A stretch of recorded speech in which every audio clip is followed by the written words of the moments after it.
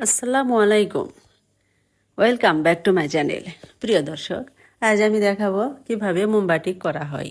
প্রথমে আমি মোমবাটিকের জন্য টেবিল প্রস্তুত করছি। তো টেবিল নয়, আমি ফ্লোরেই বালি বিছিয়ে একটা ওয়াল ক্লথের উপর বালি বিছিয়ে তারপর টেবিল প্রস্তুত করছি।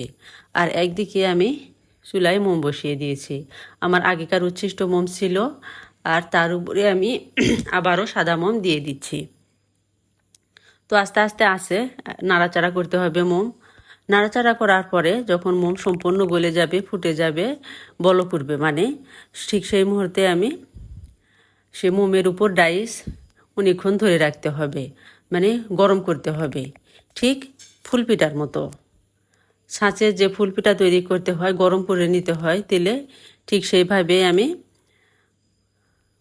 গরম মোমের মধ্যে রেখে দিয়েছি। একটু গরম হলে তারপর একটু ঝাঁকি দিয়ে ঝরে নিতে হবে।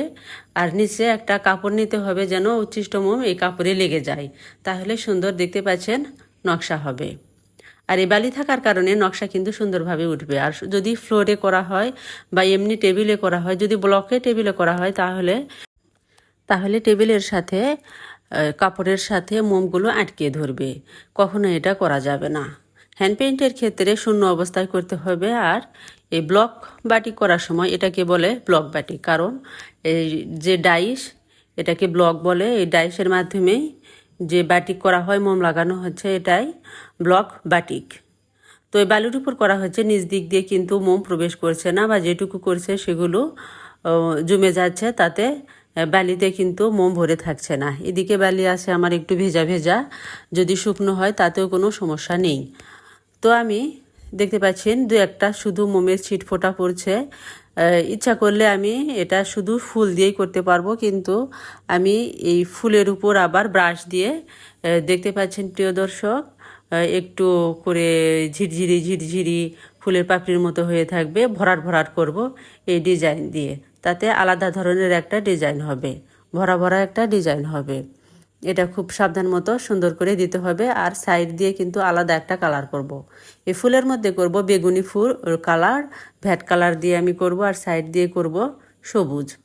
তো আমার সম্পূর্ণ যখন হয়ে যাবে, তখন আমি আবার বালির উপর থেকে কাপড়টা সরিয়ে আবার অন্য অংশে করব।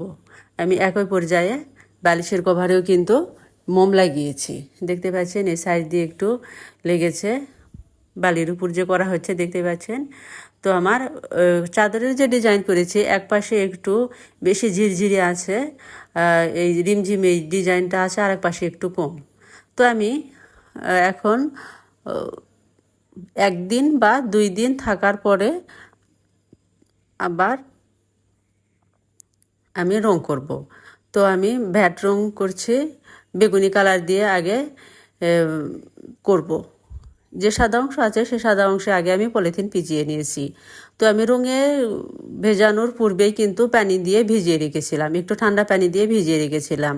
তারপরে আমি এখানে রঙের মধ্যে দিয়েই 10-15 মিনিট, তার চেয়েও একটু বেশি রাখবো, বা 10-15 মিনিট রাখলেও হবে।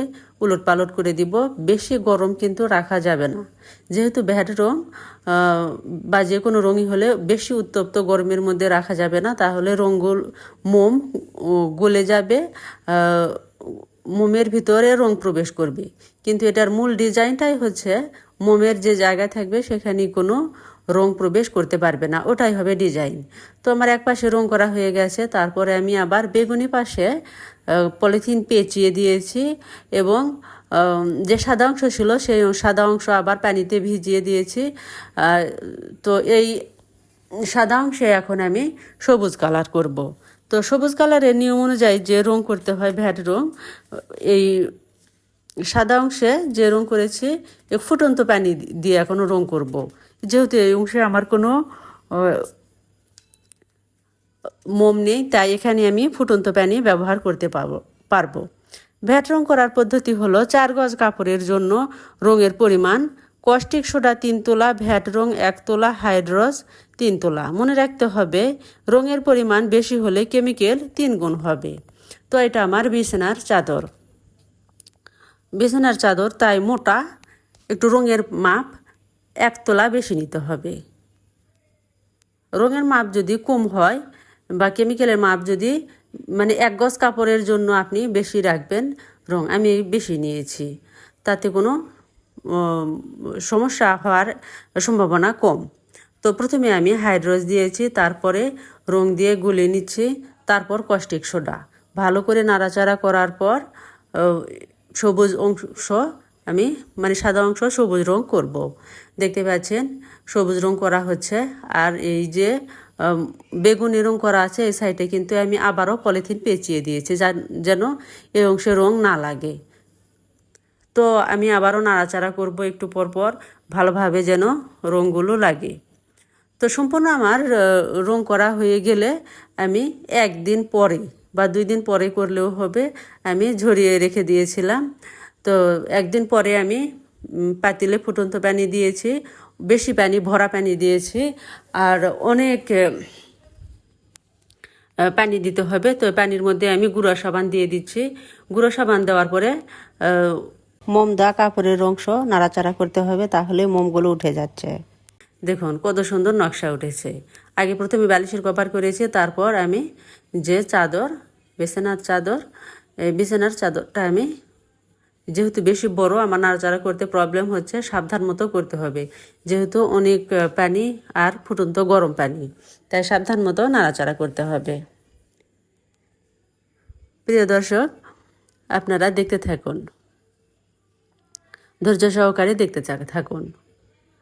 আমার সমস্তটা মোম ওঠানোর পরেও কিন্তু কিছু কিছু জায়গায় মোম লেগে আছে। দেখতে পাচ্ছেন যে উপরের বাঁধা অংশে একটু শক্ত শক্ত সাদা সাদা হয়ে আছে। তো আমি ঝরাতে দিয়েছি। ঝরানোর ফলে কি হচ্ছে, ওখানে আমার যে উচ্ছিষ্ট পানি পড়ছে সেখানেও কিন্তু মোম আছে। দেখুন, তারপরে আমি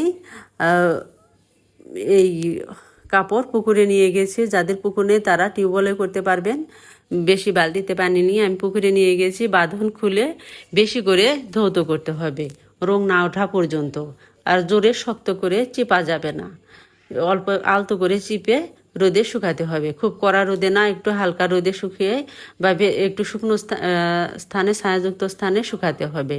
শুকানো হয়ে গেলেও তারপরেও একটু একটু করে কিন্তু মোম যে থাকে দেখা যাচ্ছে, সেই মোম আমি বিছানার চাদরের উপর একটা পেপার বিছিয়ে আয়রন করে নিলেই বাকি মোমটা উঠে যাবে। তো প্রিয় দর্শক, এতক্ষণ ধৈর্য ধরে আমার ভিডিও দেখার জন্য আপনাদের অসংখ্য অসংখ্য ধন্যবাদ।